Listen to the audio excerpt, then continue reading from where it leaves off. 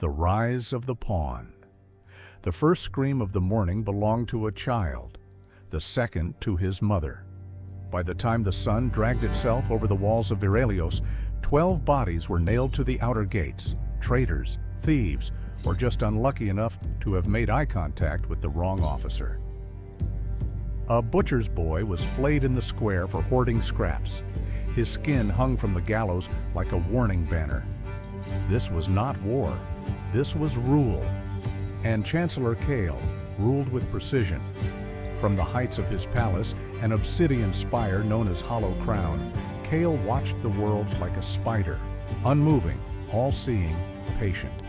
He kept peace by poisoning trust. Ministers feared their shadows. Friends slit each other's throats over imagined slights. Even the royal falconer was found drowned in a vat of ink, accused of blinking too slowly in court. Into this chaos walked Elias, alone, covered in dust. His hands were bound, not by chains, but by performance. Every step was part of the role. He passed through the gate of ashes with nothing but a worn satchel and a look that said, "I have seen worse." He had. Don't forget to like this video, subscribe to our channel, and turn on the notification button. Never outshining the master. Elias knew the first rule long before he read it in ink. In the village where he was raised, if it could be called that, men who smiled too brightly were drowned in wells. The clever were branded. The outspoken vanished. So he became less. He learned how to fade, to laugh too loud, to ask dumb questions, to let others shine with borrowed fire.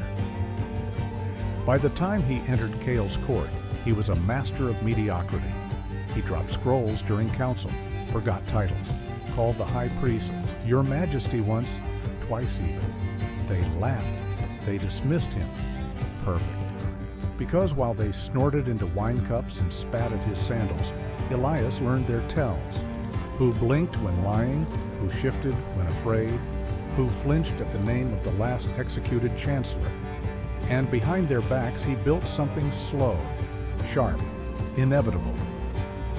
Concealed intentions. He started small, a favor here, a kind word there. Then came the offers, rare spices for the kitchen steward, ointment for the guardsman's infected daughter, a single coin left quietly on a widow's doorstep.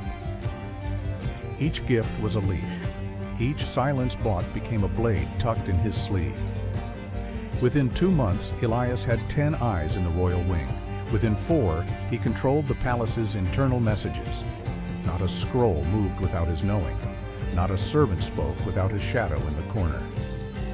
He discovered that the master of coins was stealing grain during famine, that the royal executioner wept after every child he hanged, that Kale's trusted advisor, Lord Varn, was writing love letters to his sister-in-law. He cataloged every vice, every shame, every lie. And when he struck, it was merciless. The first blood was Varn's, not spilled in a duel, not in open scandal.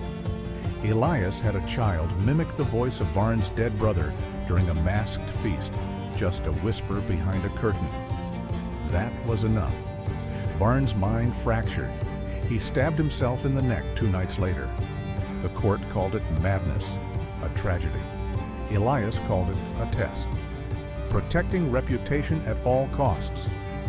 A forged letter appeared one morning on the chancellor's desk, signed by Elias, or so it seemed. It detailed plans of rebellion, corruption, even regicide. Kale's fury cracked the spine of the oak table. Elias was summoned. The court chamber fell silent as Kale read the letter aloud. Guards stood at both sides. Crossbows were drawn. Elias stepped forward, steady. "I did not write it," he said, "but I wish I had." Gasps, murmurs, madness. Kyle narrowed his eyes. "Explain." Elias raised his hands. "Because if I had written it, I would have ensured you never found it." Silence, and then Kale laughed. A slow, feral laugh like bones grinding against each other. "Well said," he muttered. "Let the fool go." The court never looked at Elias the same again. He was no longer invisible. He was seen, and that was dangerous. So he made a decision.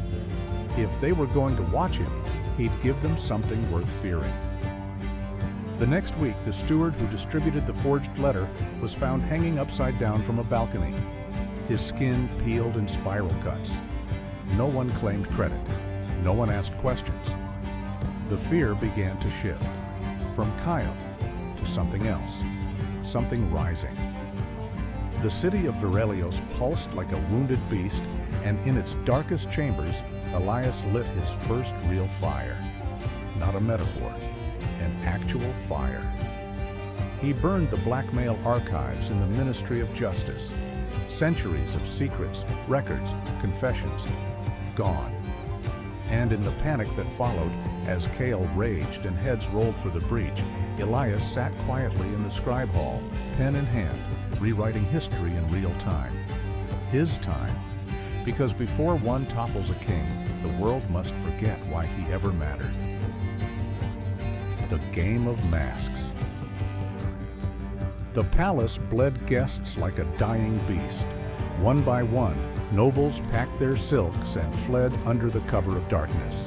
Some left notes claiming illness, others simply vanished, leaving behind servants with throats cut and beds still warm. No one spoke of it openly, not even the chancellor, because behind every departure, behind every death, was the sense that someone new was whispering in the halls. A ghost with no face, only intent. That ghost was Elias, and he was done hiding. Using enemies instead of putting too much trust in friends. Lady Seraphine was his reflection, sharp, strategic, and just as ruthless. But unlike Elias, she had grown up in the court, her roots wrapped around every pillar of power. Ministers owed her favors. Generals answered her questions before they reported to Kyle. And Elias needed her, not as an ally, as a distraction. He approached her in the gardens where assassins were known to drown in fountains and lovers kissed with blades at their backs. She wore mourning black, even though no one had died. Yet. "I expected you to avoid me," she said, not turning. Elias smiled. "I find it useful to dance with wolves, so long as I lead." Her laugh was low and lethal. "You want something?" "Yes," Elias said. "I want Kyle to watch your ambition, closely." She turned. "And why would I let you feed me to him?" "Because if he devours you, I'll be waiting to slit his throat from behind." She blinked, smiled. "So we're friends now?" "No," Elias said. "We're bait." Saying less than necessary. While Seraphine made noise, challenging minor decrees, stirring debate in court, offering compassionate reforms, Elias worked in silence.